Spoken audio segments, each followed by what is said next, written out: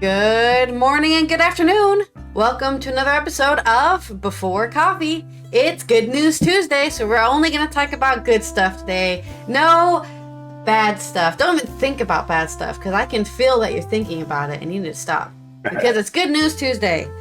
So let's go ahead and start with our headlines. Today on Before Coffee. 4-day week. Which countries have embraced it, and how's it going so far? Latest job numbers leave Republican leaders speechless, and the Federal Reserve is not going to raise interest rates, likely not to. Can humans hibernate to travel in space? That's the question Euronews is asking. And Claudia Goldwyn wins Nobel Economics Prize and more. Good News Day. Taylor Swift and Beyonce, is the concert film the surprise trend of 2023 fall season? Those stories and more on today, which is World Mental Health Day, October 10th, 10/10/23 edition of Before Coffee.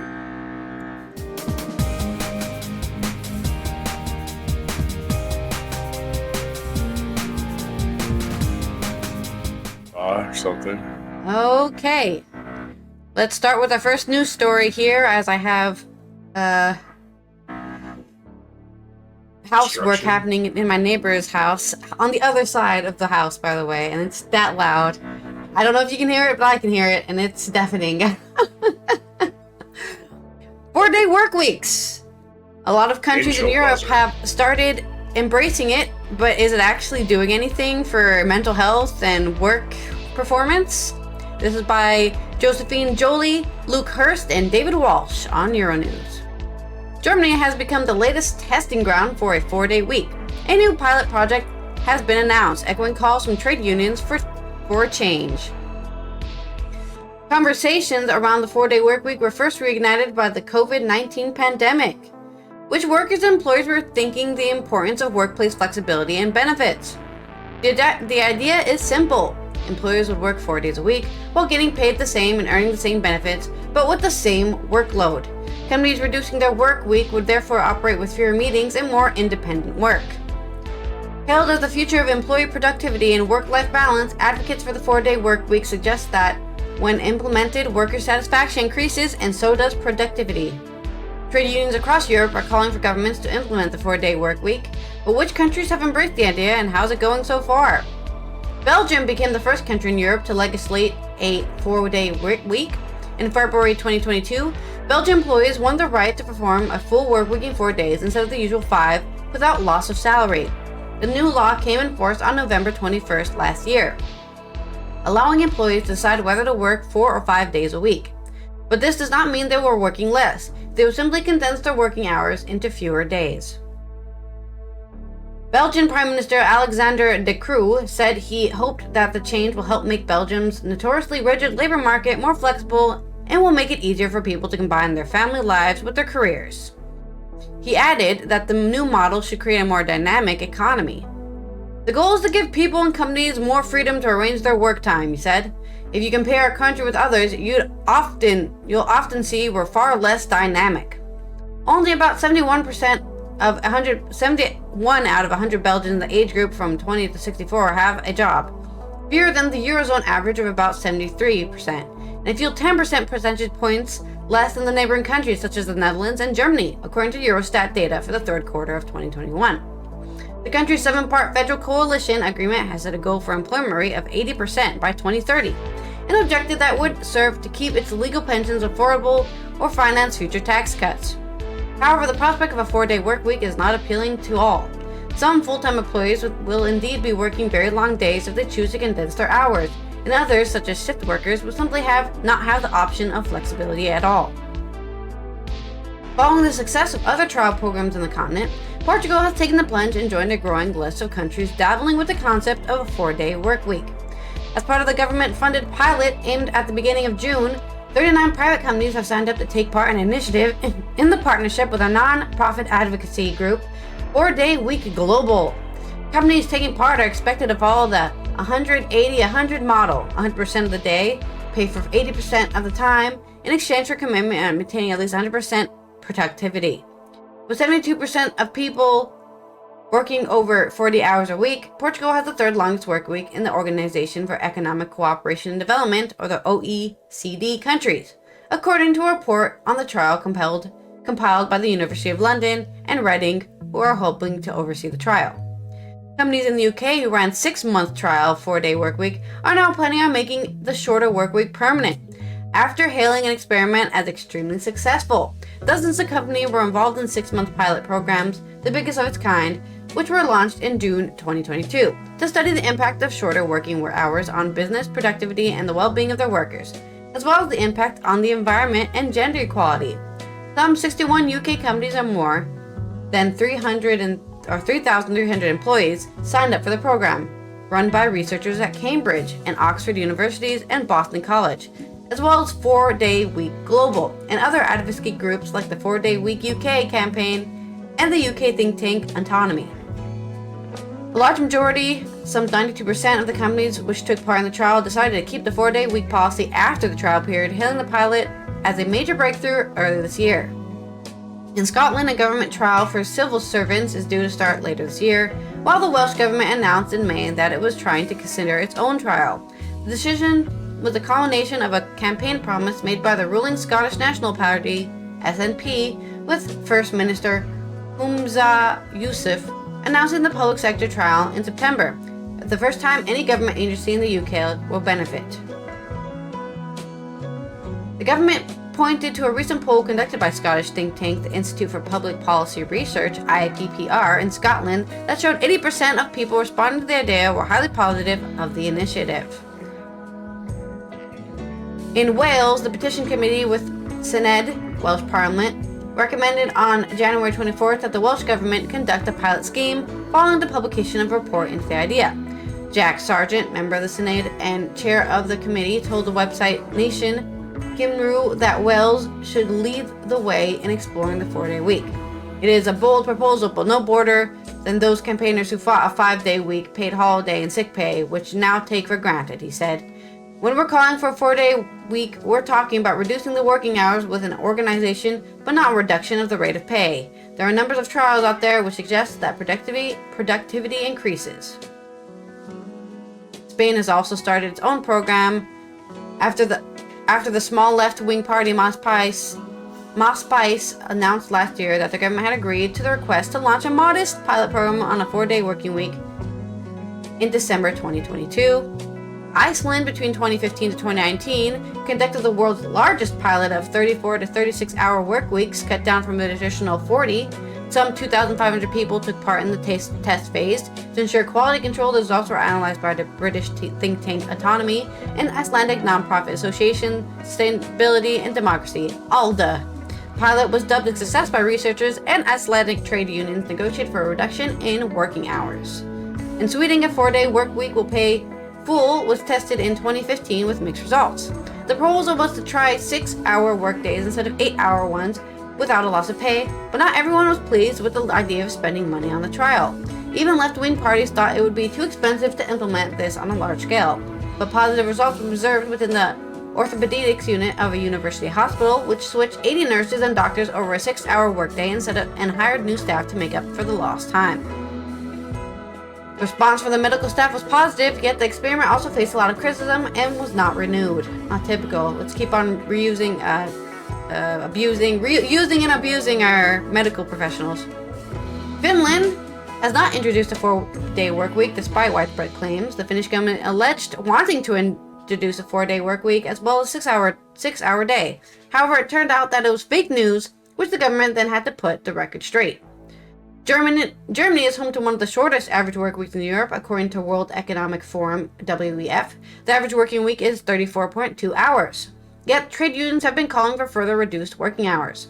In April, IG Metall, the country's largest trade union, called for shorter working weeks, arguing it would help retain jobs and avoid layoffs.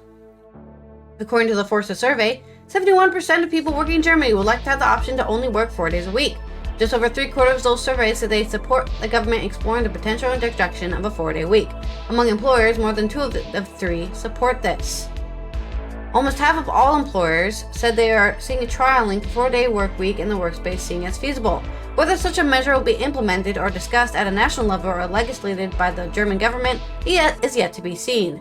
However, a new private initiative launched in September had called for companies to sign up to participate in a 6-month trial similar to the one already completed in the UK.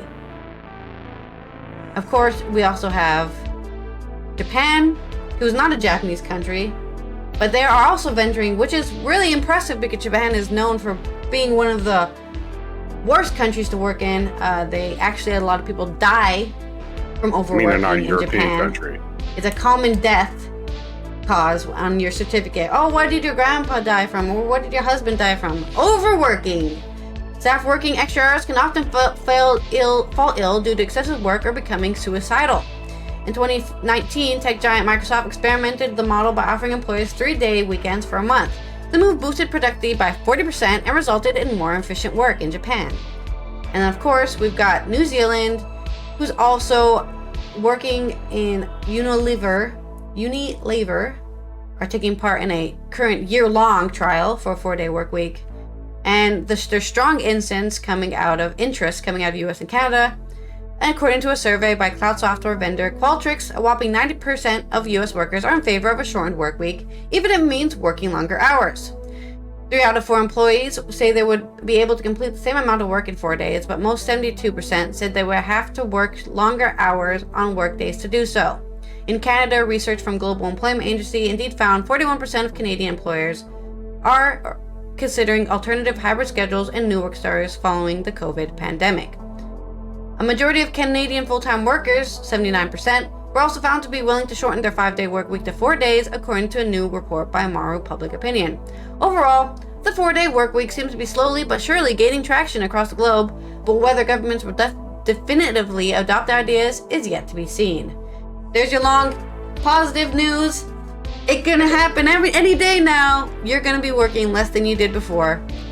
And for longer hours, but you'll have an extra day off. So. I did that while I was in Oklahoma. Remember, I had 4-day work week, 4 10-hour days, and I had Fridays off. Well, right now I got 9 days out of 10, but I end up working all 10 anyway.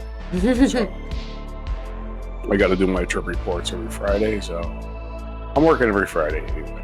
All right, so Good News Tuesday, or Good Tuesday as I call it. Federal Reserve officials say spike in bond yields may allow central bank to leave rates alone. This is from Christopher Rugaber from the AP. It's a short story, so we're doing 2 of them. Two Federal Reserve officials suggested Monday that the central bank may leave interest rates unchanged at least at its next meeting in 3 weeks because the surge in long-term interest rates has made borrowing more expensive and could help cool inflation without further action by the Fed. Since late July, the yield or rate in the 10-year U.S. Treasury note has jumped from around 4% to around 4.8%, a 16-year high. The run up to the yield has inflated other borrowing costs and raised the national average 30-year mortgage rate to 7.5, according to Freddie Mac, a 23-year high. Business borrowing costs have also risen, and corporate bond yields have accelerated. So, the bond yield, which is what they set the mortgage rates on for, say, VA loans, FHA loans, has gone up. So, since that's causing the mortgage rates to go up, the Federal Reserve is not going to touch the interest rates themselves this time. So they consider this a success. So it's sort of good news that they're not raising rates. But the reason they're raising rates is because the bond yields are up, not because they're decided that their strategy doesn't work anymore. Yeah, we're making things more expensive. Yay! That's what inflation does, folks. Yeah. Sorry. Basically the same thing. You're just causing it from another way. And other economic good news, as we say, good news. Steve Bannon of MSNBC checks in with latest job numbers leave Republican leaders literally speechless. A few hours after the monthly jobs report was released to the public, President Joe Biden spoke for the White House resident room and seemed quite pleased. It was tough to blame the Democrat for taking a victory lap of sorts. There was a lot to like in the latest employment data. Good news today. This morning, we learned the economy created 336 jobs in September alone, Biden said. He added that the United States this year has seen the highest share of working-age Americans in the workforce in 20 years, the longest stretch of unemployment below 4% in 50 years, the lowest unemployment rate among women in 7 years, the lowest unemployment rates ever among black workers, Hispanic workers, and those with disabilities. Hispanic workers are ever unemployed? I don't think so.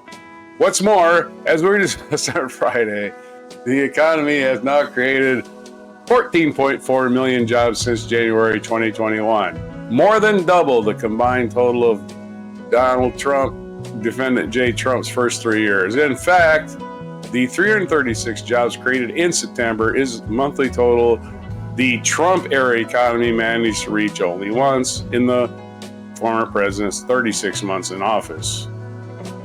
President Biden's eagerness to talk about these developments made sense, but also raised related questions. What do Republicans leaders have to say about the hot American job market? As it turns out, not much. Hot. In keeping with recent trend, Senate Minority Leader Mitch McConnell responded to the job numbers by saying literally nothing about the good news. No press releases, no tweets, no public comments. While it's true that the House GOP appears without speaker right now, I checked the websites and social media accounts from ousted Speaker Kevin McCarthy and both of his would-be Republican successors, House Majority Leader Steve Scalise and Judiciary Committee Chairman Jim Jordan, and none of them acknowledge the job numbers in any way. Well, Jim Jordan probably can't read, so that probably has something to do with it. It appears that American job market is so good, the Republican Party has literally found itself speechless again. Circling back to our earlier coverage, this wasn't news at all. The GOP leadership in both chambers has spent nearly all of the Biden era pretending not to notice extraordinarily good job growth. For its part, Republican National Committee issued a statement ostensibly about the latest job report growth, though it failed to make any reference to job growth. There is no great mystery here. Party leaders have almost certainly concluded that if they were to comment on the good news, more Americans might hear about it. And that's the last thing the GOP wants, honesty and truth.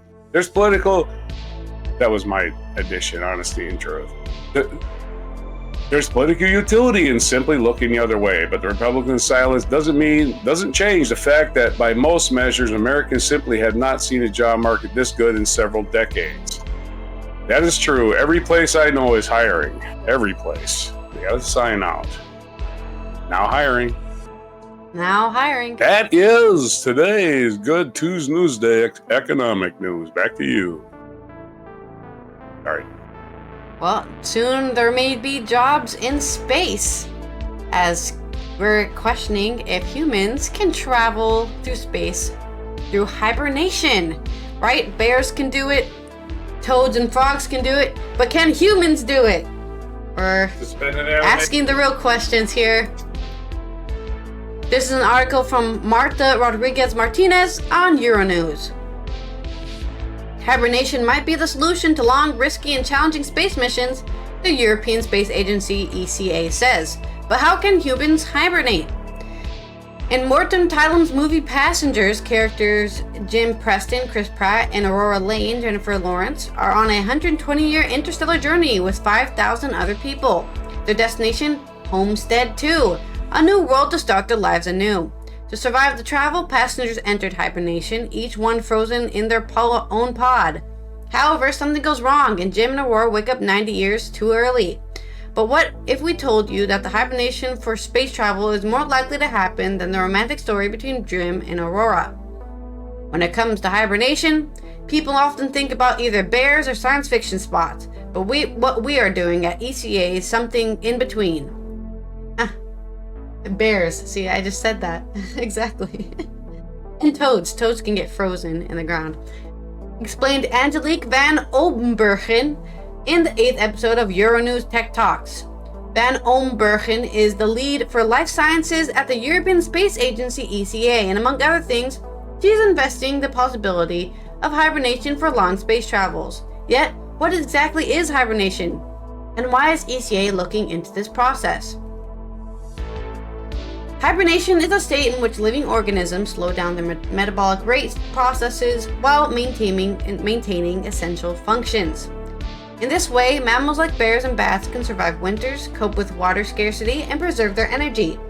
Given these perks, ECA and other space agencies are studying whether human bodies can hibernate to survive long space travels.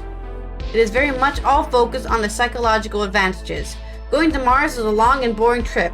It's like traveling to Spain by car for 8 months without being able to stop in a gas station, Van Ombergen explained.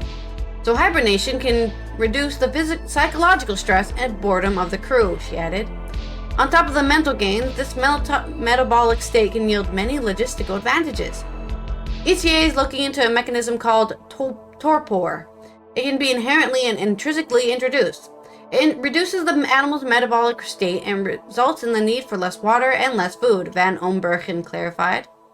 In the paper, European Space Agency Hibernation Torpor, Strategy for Deep Space Missions Linking Biology to Engineering, ECA researcher Jennifer No-An details that for going to the Red Planet, astronauts require about 30 kg of food, water, air, and other supplies per day. Thus, hibernation can significantly cut down on their essential needs. Additionally, hibernation might have positive impacts on astronauts' health conditions. Torpor offers some protective mechanisms when it comes to muscles and bones and high protection from radiation, explains Van Ombergen in Euronews Tech Talks. During long space missions, astronauts are indeed exposed to radiation that increases their risk of developing cancer, cataracts, and problems with the nervous system. However, hibernation would happen in water containers, acting as a protective shield for in-orbit astronauts. Just like the spaceship of passengers, astronauts will be hibernated in individual shells. Once inside the pods, they will get drugs to adjust metabolism, reduce core temperature, and initiate torpor. Once back on Earth, they will have to wake up and gradually re-adopt their normal functional metabolism. Oh, this little infographic and everything, with little cute astronauts sleeping with their little sleep caps on. I don't know why they have sleep caps, but they have sleep caps. But this is merely a theory. Other space agencies are investigating whether reducing body temperature and later induced metabolism is a more feasible option. While most research projects are currently focusing on animals. The question is, how can we evoke hibernation in a species that's not normally doing that? And this is why the research on rats, not naturally hibernating animals, is interesting. Research on bears is also important since their body is more relatable to ours, said Van Ombergen. In conclusion, bear in mind that hibernating in order to escape to a new planet like Jim Aurora is still going to take some time. But in a few decades, we might witness the first hibernated astronauts returning home from Mars.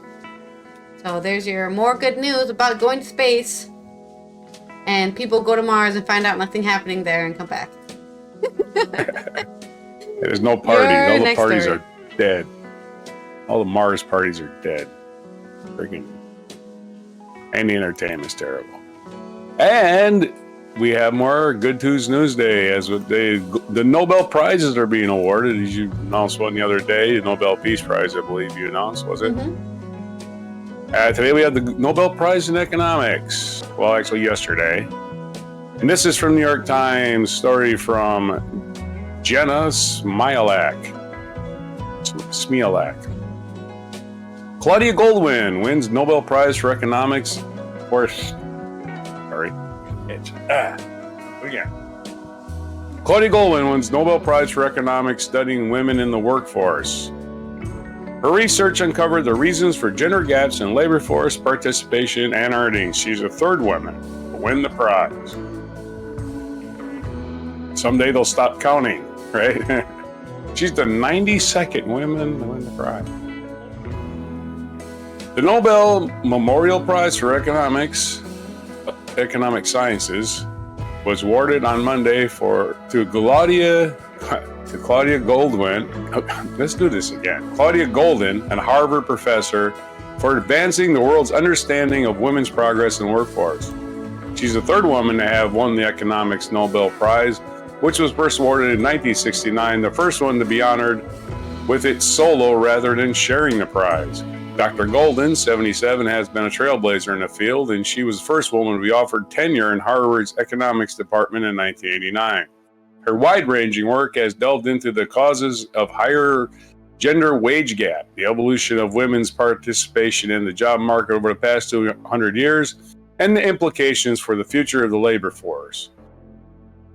The Nobel Committee announced the award in Stockholm, praising Dr. Golden for her research in female employment, which showed that the employment among married women decreased in the 1880s as the economy moved away from agriculture and towards industry.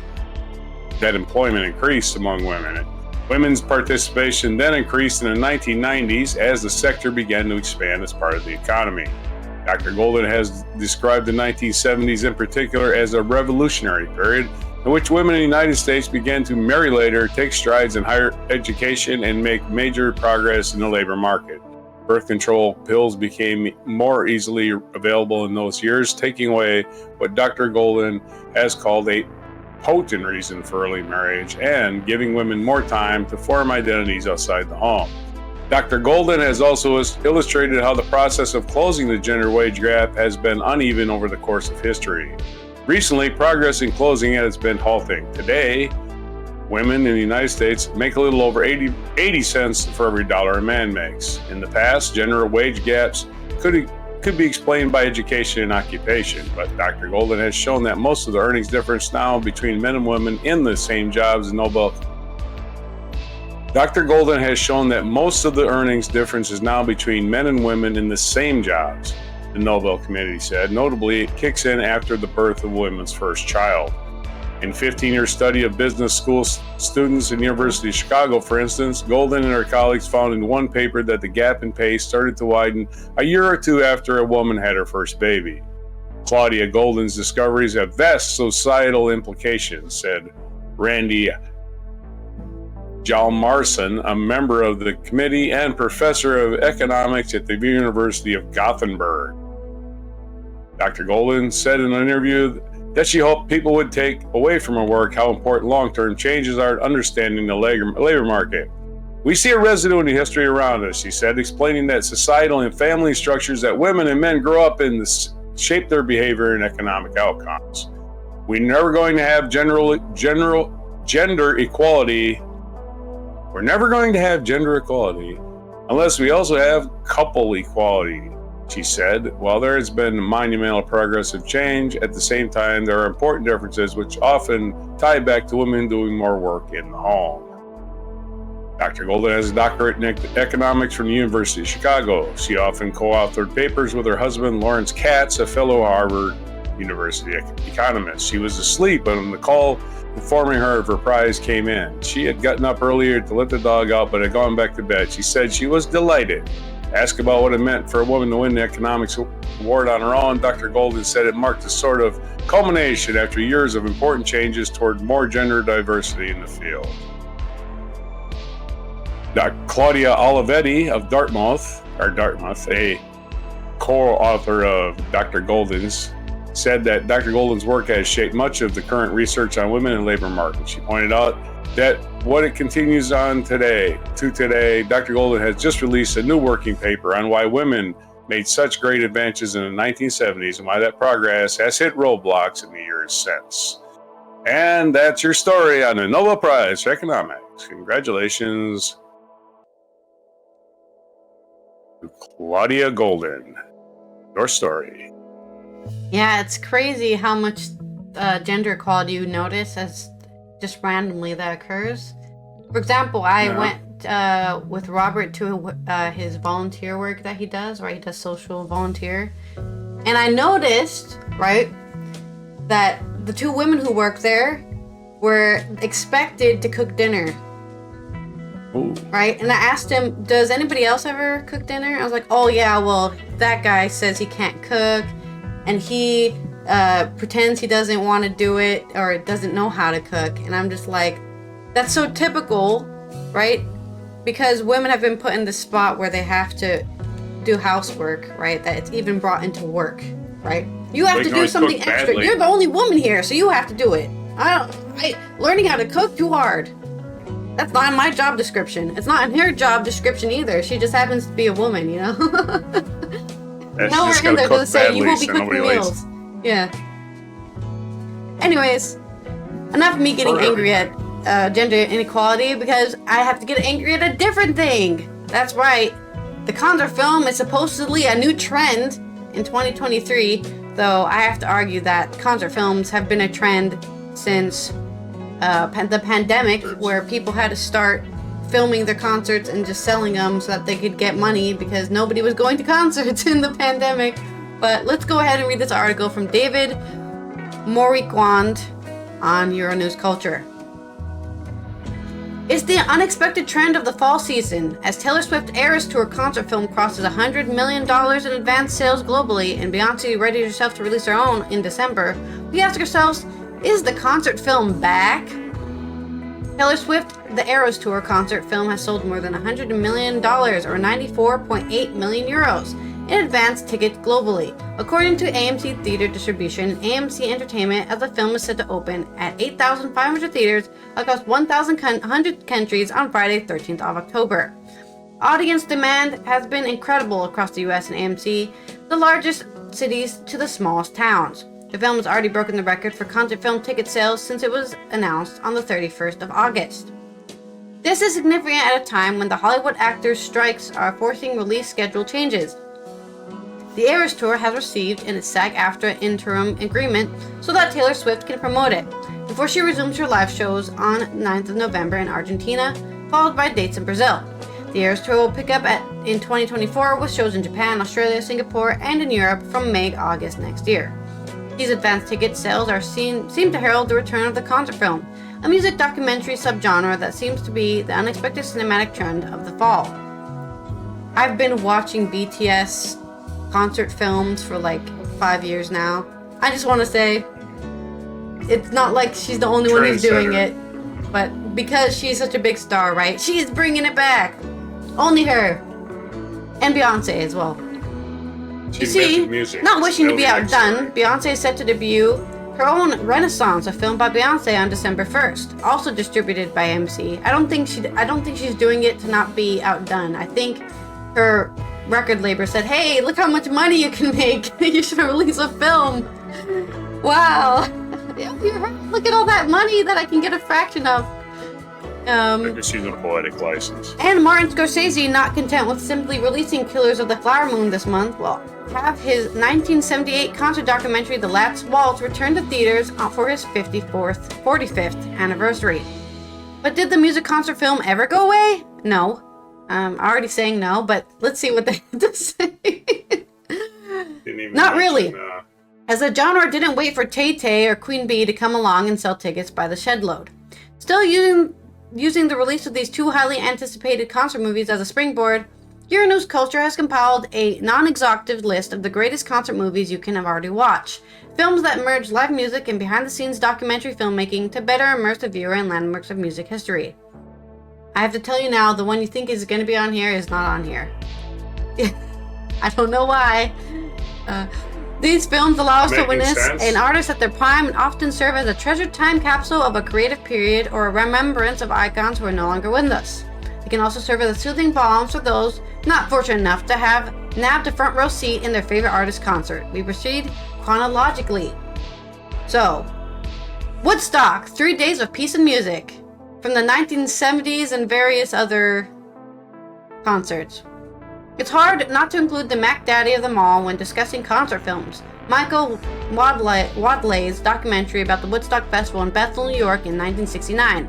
It features a wealth of footage that would later become iconic, with performances from Janis Joplin, Jimi Hendrix, The Who, and Sly, the Family Stone.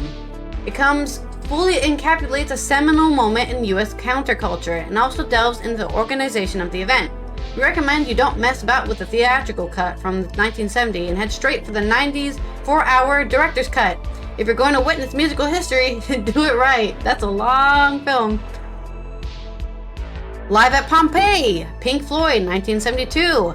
Live at Pompeii captures the iconic band performing in the ruins of Pompeii, with director Adrian Maubin translating onto the scene the band's inherent theatricality. Surrounded by a silly amount of amps and the imagery of the remainders of a Roman structure, the film also serves as a shot of Pink Floyd as they were about to hit their commercial pre-Dark Side of the Moon high point. The track is Careful with an Axe, Eugene, has never sounded so eerie and epic. Ziggy Stardust and the Spiders from Mars. 1979, David Bowie. D.A. Pennebaker's concert doc chronicles the rise and fall of David Bowie's famous stage persona and the end of an era when the starman retired Ziggy. Filmed in 35mm at the Hammersmith Odeon in London, the footage follows Ziggy's final show, from the fans, the backstage antics, and the end of the era gig. It's just wonderful. MTV Unplugged, Nirvana. 1993 Nirvana. It was a toss-up between 2011's Live at the Paramount, the only Nirvana show ever shot on a 16mm, and 1993's MTV Unplugged for the best film to capture Nirvana on stage. Should have been Live at the Paramount because that actually has Nirvana songs in it and not a bunch of covers, but you know, what are you gonna do?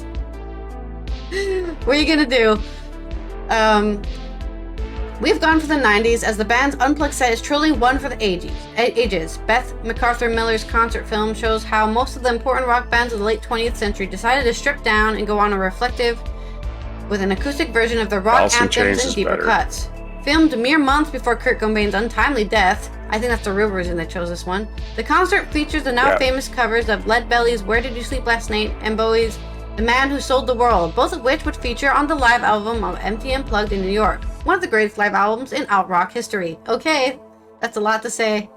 We have some disagreement here from the Raj. No shit, huh? Shine a Light, 2008, The Rolling Stones. There have been several concert films on the Rolling Stones over the decades, and Albert and David Malse's Gimme Shelter in 1970, which covered the band's 1969 tour, could have easily made this list. However, we're sticking to one concert film per band, and Martin Scorsese's 2008 filming capturing the Rolling Stones' 2006 performance at the Beacon Theater in New York City is essential viewing. That was a lot of words. It covers a single concert but manages to chronicle their entire career, featuring exclusive footage of the band that has aged but carries on, turning out amazing performances. And considering we're only featuring one film per band and director, check out The Last Waltz, Scorsese's 1978 documentary depicting the band's final performance at the Winterland Ballroom in San Francisco in 1976. Amazing Grace, 2018, Aretha Franklin. Named after the highest-selling gospel album of all time, Amazing Grace is a music doc like no other. Commissioned by the Warner Bros. And filmed in 1972 at the New Temple Missionary Baptist Church in LA by the late Sidney Pollack. The film features a 2-night recording session by Aretha Franklin. The footage was never seen, however, as the film crew failed to use an all-important clapperboard to synchronize the image with sound. The concert film was lost for decades. Enter music producer Alan Elliott, the man who Pollack appointed as its successor to the project and who, after nearly 30 years, managed to bring one of the Queen of Soul's greatest performances to the screen. It features outstanding footage of his intimate yet powerful display from one of the best soul singers ever lived. Essential is putting it mildly. Summer of Soul, or When the Revolution Could Not Be Televised, 2019, Various. The Roots, Amir Questlove Thompson, offers a unique and vibrant snapshot of a festival you might not have heard of, the Harlem Cultural Festival, which took place on 6 Sundays between 29th of June and 24th of August in Harlem. He takes more than 40 hours of the most ignored footage filmed at this 1969 festival and transformed it into a cultural and political landmark, which complements Nina Simon's statement prior to heading on stage. How can you be an artist and not reflect the times? It's truly a wonderful film, filled with extraordinary performances from Simone, Stevie Wonder, Fifth Dimension, Gladys Knight and the Pips, Mavis Staples and Stevie Sly, Wonder. And the Family Stone. In a vital act of reclamation... Stevie Wonder playing drums. Huh? I said Stevie Wonder playing drums in that concert. I've seen it. He was very In a vital young. act of reclamation, one of the 69. best music documentaries, concert films you'd likely seen. It won Questlove an Oscar for Best Documentary Feature, and you can get your hands on the soundtrack. Hop to it. You won't regret it. And for the final one, it's David Byrne's American Utopia, right? Really? Not the Talking Heads greatest ever recorded documentary film. No, oh, wow. We went for his newest feature. 2020, David Byrne. Spike Lee tried his hand at the concert film and gave us 2020's best film. David Byrne's American Utopia is an intimate snapshot of the former Talking Heads frontman 2019's Broadway show, which is both a concert and an exercise in performance art. Timely, uniquely enthralling, and very cinematic, this is a film that manages to both delight fans of Byrne and offer a perfect entry point for those unfamiliar with his work or the Talking Heads. Speaking of which, check out Jonathan Demme's 1984 film Stop Making Sense, which is actually the best concert documentary film of all time. You won't regret it, but they're not going to put it on this list, but you should watch it. I have it on DVD. Yep. I also recommend Alice in Chains Unplugged. That's also a really good MTV Unplugged. And they actually play their songs. Better than the Nirvana one. Yeah, way better than the Nirvana one. Anyways, that's our quick venture into documentary films about music. And I also recommend any BTS one. They're really well done. BTS does really great shows, and it's still great to watch, even on film. Your day in history. Well, since I had these movies right in front of me while you're reading the story, I decided to grab them. And these are, other than the glaring omissions you gave, which is Alice in Chains Unplugged, which is not to disrespect Nirvana. Like you said, they played a bunch of other people's songs. Yeah. They did. The Nirvana one, they played like 5 or 6 other people's songs. Alice in Chains played their own songs. And it's a better concert.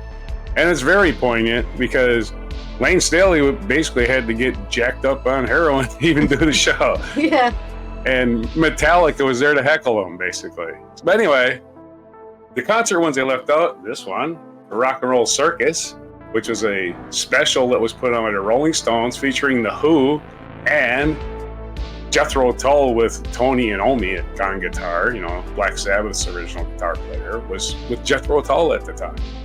This is a concert movie that was on live British television, but Rolling Stones refused to put it out because The Who outperformed them because they did a quick one while he's away. They said, oh crap, The Who made us look bad. Didn't make them look bad. The Rolling Stones were fine. It's just that The Who really blew the place apart. And Festival, which talks about the Newport Folk Festival.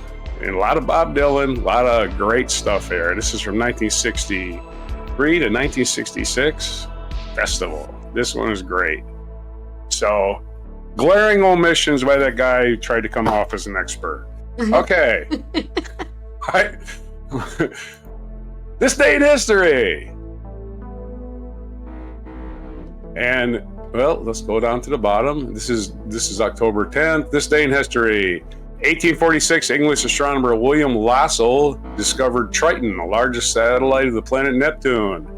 In 1911, a group of revolutionaries launched an uprising in Wuchang, China, which many regard as the formal beginning of the Chinese Revolution, a nationalist democratic revolt that overthrew the Qing dynasty, or the Qing dynasty. In 1917, American pianist and composer Thelonious Monk, among the first graders of modern jazz, was born. 1935, George Gershwin's opera Porgy and Bess opened on Broadway. 1956, the American classic Giant had its world premiere. The saga was especially notable for being the last movie of James Dean, who died in a car accident shortly after filming was completed. 1963, the British spy film From Russia with Love premiered in London, second film in the James Bond franchise. It is considered one of the best in the series. 1969, American gridiron football player Brett Favre was born. 1970, Fiji gained independence from Great Britain. In 1973, Vice President Spiro T. Agnew resigned from office and pleaded no contest to the charge of failing to report $29,500 of income while governor of Maryland. Well, he was going to go to jail for bribery, because he was taking bribes in the White House, but he decided to resign as part of a plea deal. But yeah, he should have gone to prison. 1979, Canadian hockey player Wayne Gretzky in his NHL debut with the Edmonton Oilers, the greatest hockey player. 1985, American filmmaker Orson Welles, who notably wrote, directed, produced, and acted in Citizen Kane, his most influential films of all time, died at the age of 70.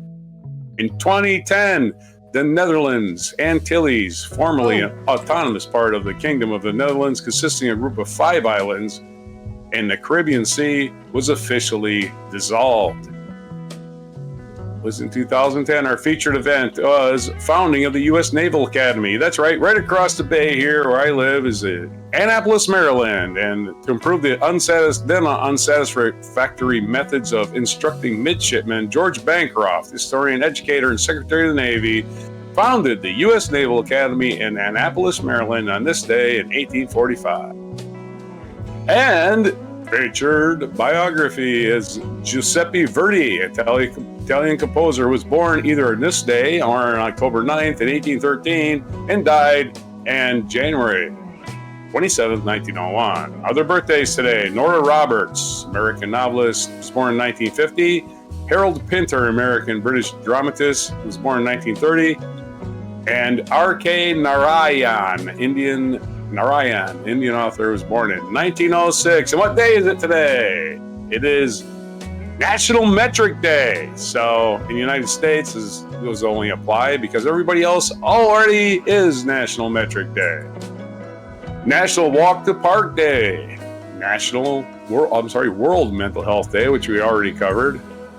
And it's also National Angel Food Cake Day and National Cake Decorating Day. So you want to make an angel food cake? Yeah. You want to decorate it. Maybe just a little before you eat it. And it's National Handbag Day. So you can have your cake today and eat it too, because it's National Angel Food Cake and National Cake Decorating Day. So you can have a cake you just decorated. Yeah. And you don't have to eat it. You can just look at it and go, man, hate to ruin a work of art. Looks just like a tennis ball. Your story. Your story. Well, no story, because that is the end of our show here on Good News Tuesday. I hope you're feeling the positive energy out there of going to space. And I don't remember what else we talked about because my memory is terrible. But I remember the going to space one. And concerts. Go watch some concert documentaries. We'll see. We'll see you tomorrow on Wacky Wednesday, Weird and Wacky Wednesday, for those weird stories that nobody is talking about, and maybe they don't want to talk about because they're so weird. This has been Allison from the Netherlands. This is Roger from the United States, and we'll be here again tomorrow, as we are every day, with the comprehensive news of planet Earth. And today's edition, October 10th, 2023, of For Coffee.